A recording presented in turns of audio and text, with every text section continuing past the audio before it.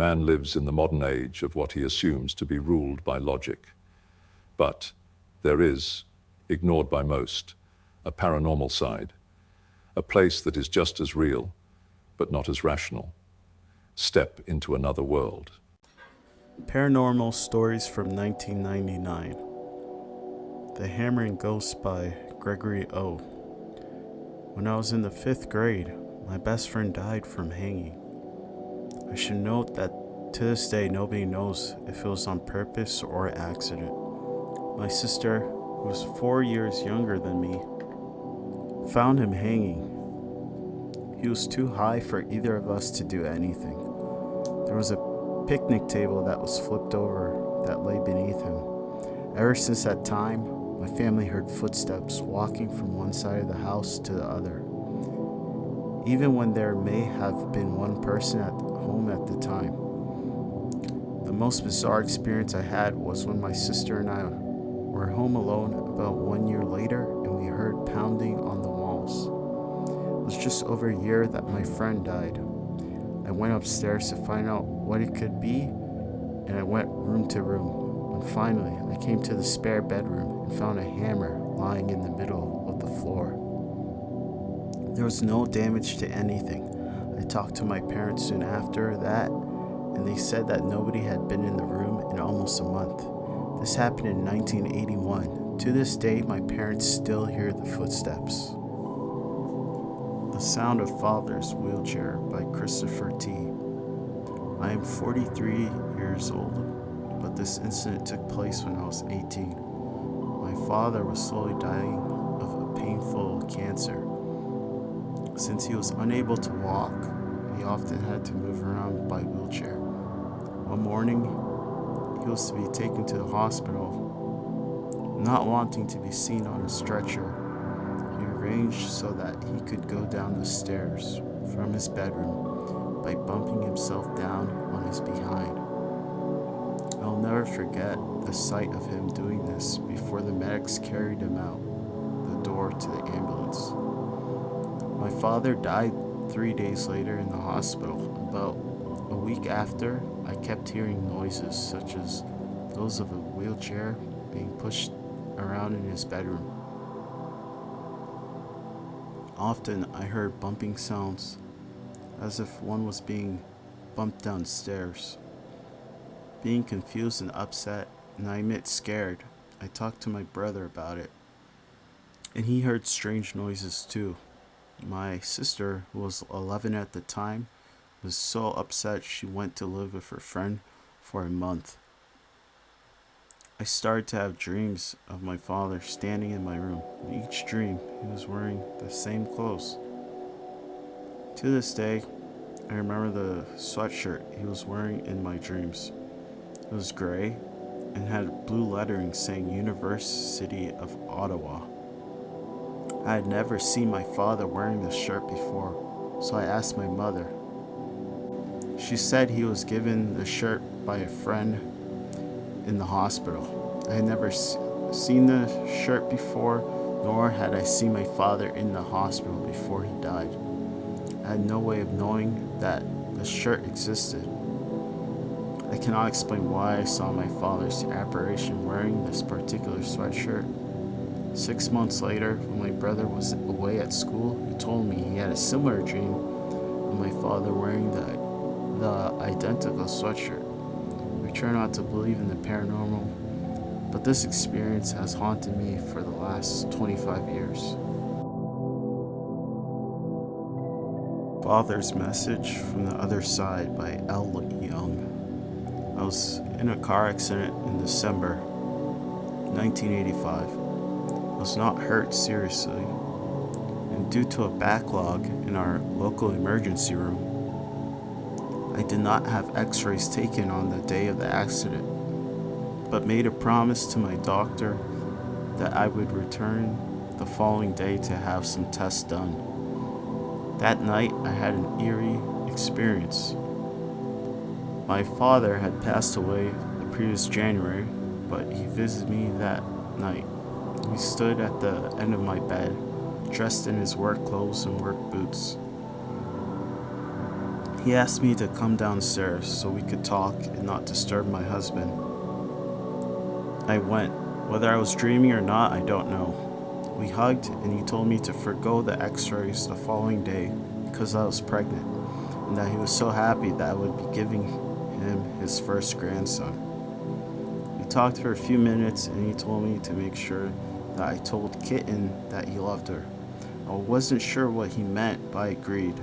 Our conversation finally ended when my husband came to the top of the stairs and asked me who I was talking to. My father disappeared. I then went back to bed. I told my mother about this experience the next day, and she broke into tears. She admitted that my father called her Kitten when they made love, something that I could not have known. I went to the hospital for x-rays and they asked if I was pregnant before the x-ray. I said I had not missed a menstrual cycle, but as you guessed, I was pregnant and had a baby boy 9 months and 2 weeks later. I was only 3 days pregnant at the time of the accident, according to my doctor. Incubus Dream by Kelly R. I have had dreams like the one I am about to speak of since my junior year of high school. I am now a college senior. The dream usually happens about 20 minutes after I have fallen asleep, because I have learned to glance at the clock after these episodes. I think I am actually awake and this evil, hot, heavy force settles on my chest, pushing down. It is so hot and just plain evil. It feels as if it is practically swimming around in my chest. I cannot see what is doing this to me. My nightmares are always different, except that they always include this terrifying aspect. I've thought several times that someone was in my room about ready to kill me. Other times, I know that this evil force has adult intentions. Several times, right before I awakened, I felt like I was trying to fall back to my body. There was a rushing feeling on my chest, and I awakened, terrified, because I truly believed that everything that had gone on in the dream was truly happening. Very, very weird stuff. Alright, these next two stories deal with the dangers of using the Ouija board. Ouija Powers by Frank E. Many years ago, I found out just how dangerous the Ouija boards can be. In the study of the magic, the Ouija board is a required evil. But when you are young, the thought of channeling a demon through yourself is daring, to say the least. To make the Ouija board, one must find a suitable wood. I found a length of English black oak. I carved it down, hand smoothed it, lettered it, and finished it. Many of the operations were enlightening, and in a controlled environment, it was as safe as could be expected. Years later, I had forgotten I even had the board when my oldest daughter found the board. Without telling me, she and her friends began playing with it. One night, I heard screams coming from her room. When I entered, the board quit jumping and the room started warming up. I put the board away, but my daughter's haunting increased. After many magic operations, none of which controlled the demon, I burned the board after finding out the demon's name. My daughter is okay now, but no more Ouija boards from now on. Ouija Spirit Looks for Mother by Anonymous. I am a psychic who developed my insight gradually, starting from about age 17, when a college roommate and I experienced the same vision simultaneously while I was practicing transcendental meditation and she was taking a nap. I have intense psychic dreams and have been a channeler since age 38.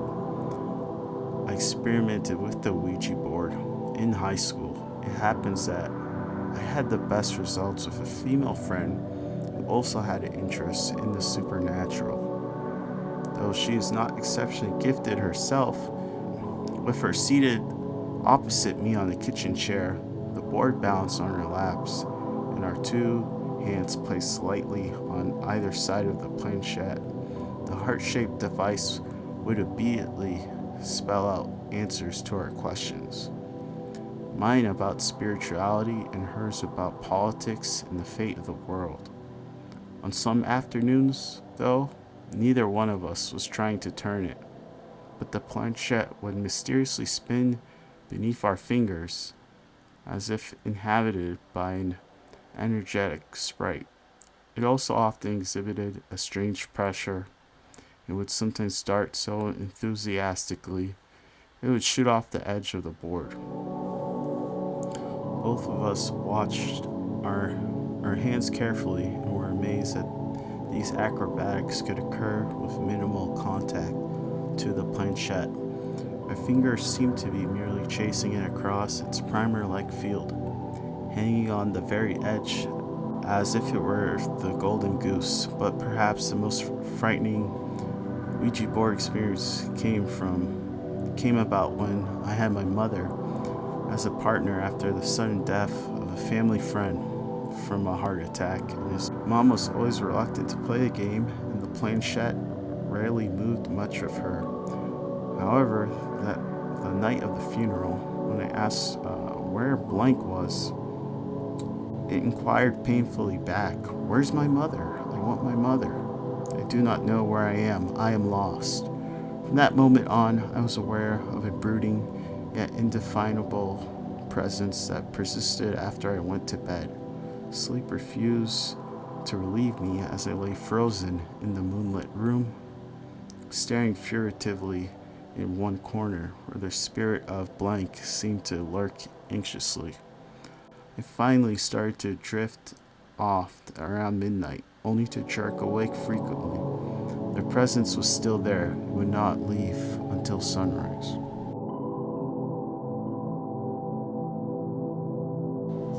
The Perfect Lookalike by J.P. I had an uncle who had passed away a few years ago. He was a well-known man in the area and had many friends.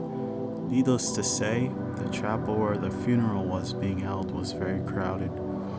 The chapel had several large glass sections in the rear where people could see the services when the seating area was full. I was seated near the front of the chapel with other relatives of my departed uncle. I started noticing people looking towards the rear of the chapel, and several had shocked looks on their faces. When I turned to look, I had the strangest feeling, for there was a gentleman standing on the other side of the glass that could have been my uncle's twin brother. He was the same size, shape of face, same haircut, same glasses, same everything. No one in the chapel knew who this mysterious man was. When the services were over, all the relatives went to the man with plenty of questions. Come to find out, this man had drank coffee with my uncle for years at a restaurant on the way to work, and he said that even the people at the cafe thought they were twins for a long time. I know this kind of explains the mystery man, but for this to happen at a funeral was truly a hair-raising experience. I've seen the gentleman a few times since, and it still gives me a strange feeling. Alright, that's the end of the episode. Hopefully these are all new to you guys. These are very old user-submitted stories, on various hauntings, paranormal. If you like the video, please do like the video and subscribe and share it with your friends who are into paranormal stuff.